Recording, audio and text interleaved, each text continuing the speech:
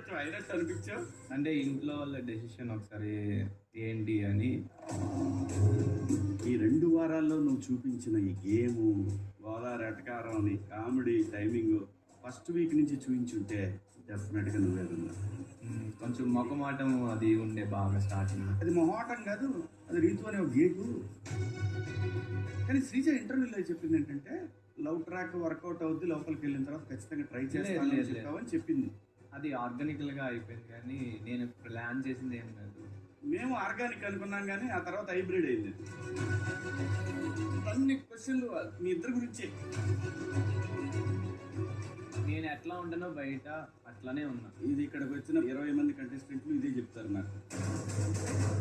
But ఆ హౌస్లో నాకు ఎవరు సపోర్ట్ చేయలేదన్న రీతు చేసినట్టు. 15 వారాలు అందరిని దాటుకొని వచ్చావు. నీ ఫీలింగ్ ఏంటి? చాలా హ్యాపీ అండ్ ప్రౌడ్ ఫీలింగ్ ఉంది, ఎందుకంటే ఇలాగే ఉండాలి మా పేరెంట్స్ ఎప్పుడు హ్యాపీగా అనే ఫీలింగ్ నాకు బిగ్ బాస్ ఇచ్చిందని.